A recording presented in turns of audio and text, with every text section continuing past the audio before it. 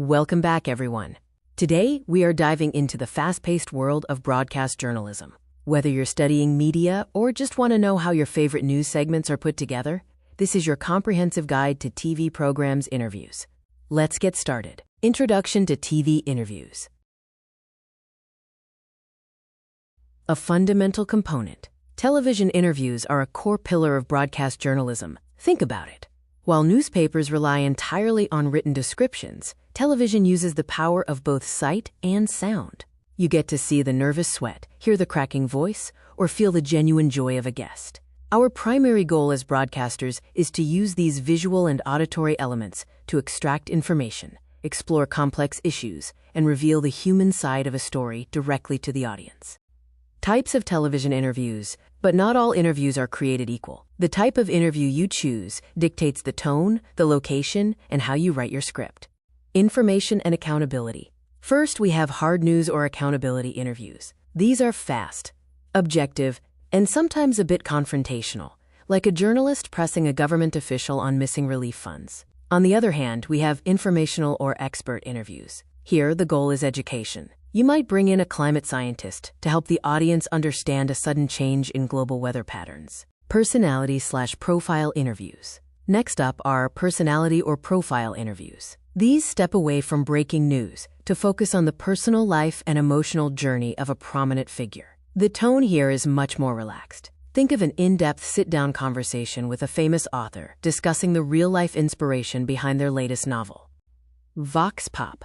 And finally, we have the Vox Pop, which is Latin for voice of the people. These are short, completely unscripted interviews with ordinary citizens out in public. It's the best way to capture the general public's mood on a breaking issue, like asking commuters how they feel about a sudden hike in train ticket prices.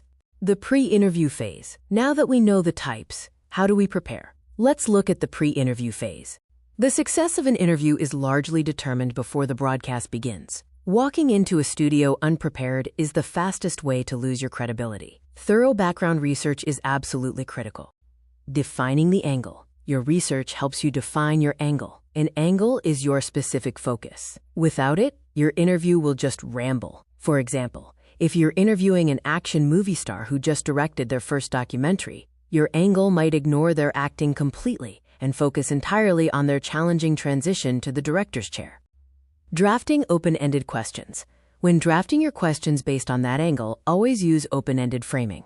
You want to elicit rich, descriptive details. If you ask a closed question like, "Were you nervous?" you'll just get a yes. It kills the momentum. Instead, ask, "What was going through your mind in the moments before stepping onto that stage?"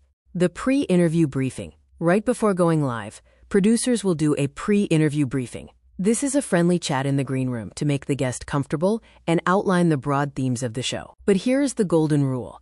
They intentionally withhold the exact questions. Why? To ensure the guest's reactions on live TV remain completely spontaneous and genuine. Writing for the TV interview. What actually gets written down? Let's talk about scripting for TV. Scripted versus spontaneous. Writing for TV needs to be concise and sound conversational when spoken aloud. In an interview, there are only two heavily scripted elements, the intro and the outro. The entire middle of the interview relies on your question sequence and your ability to listen. The intro. The intro must hook the audience instantly, give them the context, and introduce the guest. For example, following yesterday's unexpected market crash, millions are seeking answers.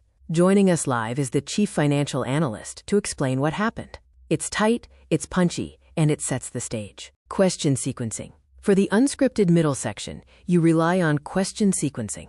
Always start with straightforward, easy questions to build rapport. Save your toughest, most confrontational questions for the middle or end. This structure also protects you. If the producer tells you you're out of time, you can cut the later questions without ruining the flow of the interview.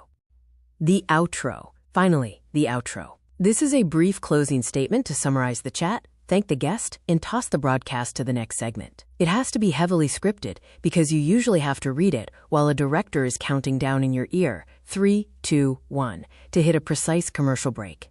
Execution and on-camera skills, which brings us to the execution. Let's look at the on-camera skills required in a high-pressure broadcasting environment. Active listening. The absolute most vital on-camera skill is active listening. The best moments in an interview happen when you abandon your script. If a politician casually mumbles, "Well, we miscalculated the initial timeline," an active listener stops what they are doing and asks, "Wait, which specific calculations were incorrect?"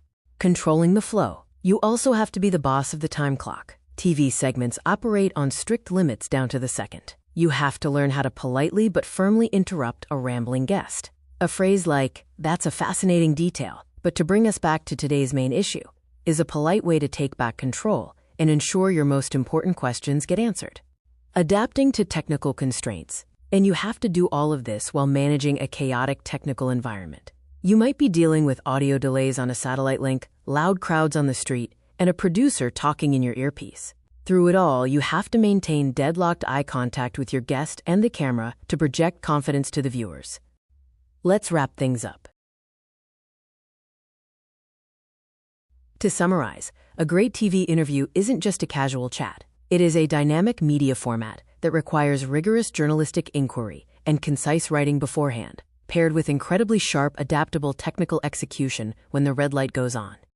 The ultimate goal, because at the end of the day, your ultimate goal as a broadcaster is to serve as a reliable representative for the audience. Your job is to sit in that chair and ask the precise questions that the viewers at home need answered.